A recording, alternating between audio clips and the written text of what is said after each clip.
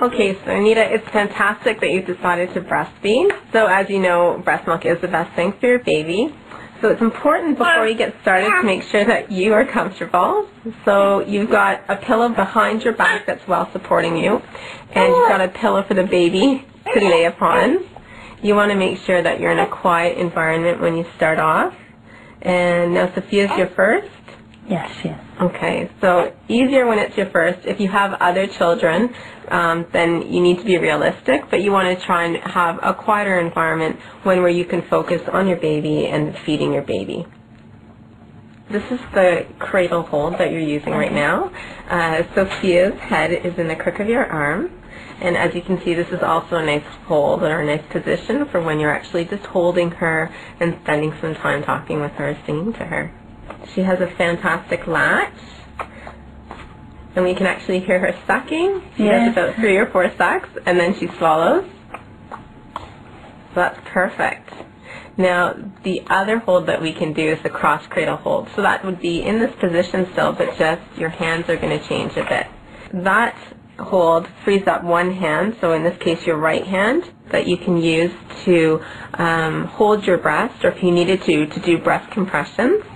And it also leaves you with very good control of Sophia's head with your other hand, and that's great for helping to position her properly. If you had any hard spots on your breast that needed to be massaged, you could massage them with your thumb as you were just doing. It's very important that you massage those areas in order to prevent an infection. Those areas are just blocked milk ducts. And if you found that maybe baby wasn't quick to feed right away, then sometimes doing a breast compression actually will massage your breast and get milk into your nipple and drip it into her mouth, basically. So it not only increases the volume of milk that she's getting while she's feeding, but sometimes it'll stimulate baby to feed. So for breast compressions, all you do is you take your hand in a C. Okay, and once again, you're going to try and place your fingers underneath your breast, far from the areola, so that they're not in the baby's way. Okay. And then your thumb is just up top like it is, and then you're just gently bringing your thumb and fingers together through your breast. Now, how does that latch feel? It feels pretty good. Okay, so you're not experiencing any pain while she's latching? No. Okay. If you did experience any pain, what you'd want to do is just simply place your finger in her mouth and break the seal before you pulled her away, because you definitely don't want to pull her off while she's still latched onto your breast. Okay. Okay. If I hear her, like, air getting in there, does that mean I should try and relatch her? Definitely. If ever you heard any kind of clicking, or if you heard any kind of sounds, so like an air sound, then definitely it means that she's not properly latched. And you do need to break that seal, take her off, and reposition her. Okay. It's when the babies don't latch properly that it can actually cause that nipple damage. So cracked nipples or blisters on your nipples. So that's why you want to make sure that their latch is accurate and that she's on there correctly. I notice sometimes she squirms a little bit when I'm feeding her. Does that mean she has gas, or is she uncomfortable? Sometimes babies, when they have the gas, they want to come off and they want to burp.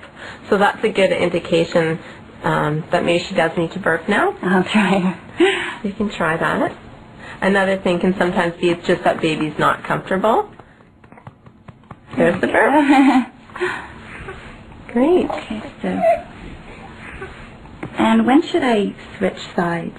You want to make sure that you provide Sophia with both foremilk and hind milk. The foremilk satisfies Sophia's thirst. The hind milk is full of fat, and so it will satisfy her hunger.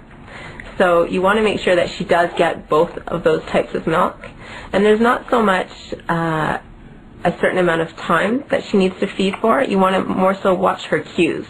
So it looks to me now like she's probably done with this breast and she's ready to start the other breast. Because as you can see, she's coming off your breast. Yes.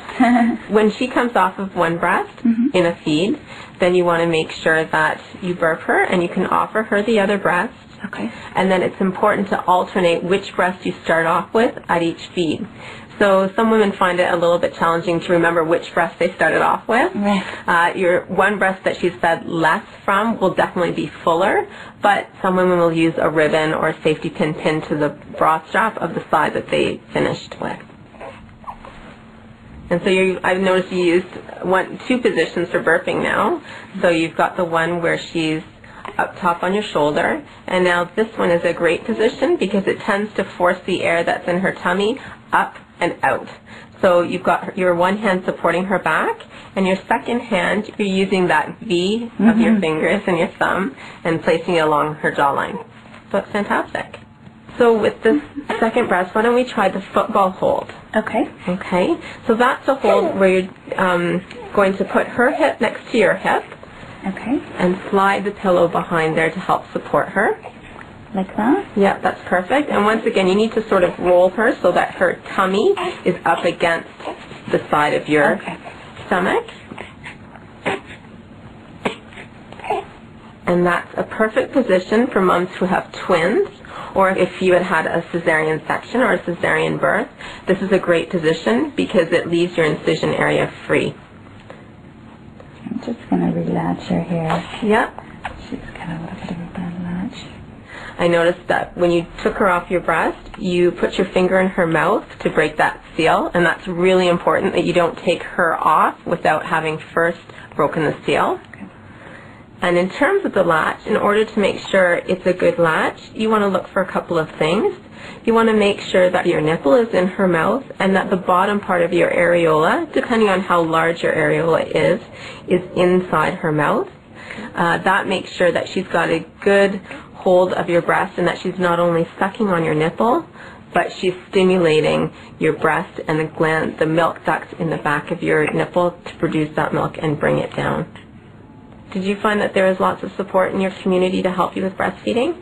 I found better support at the hospital I was at. Sometimes you just have to ask if you need some help with a certain area. They don't always offer it, but... Okay, so that's really important that you make sure that you do ask if ever you're having trouble. And a lot of communities, the hospitals and the public health units will be able to provide you with information about breastfeeding clinics or mom-to-mom support groups. Oh, great.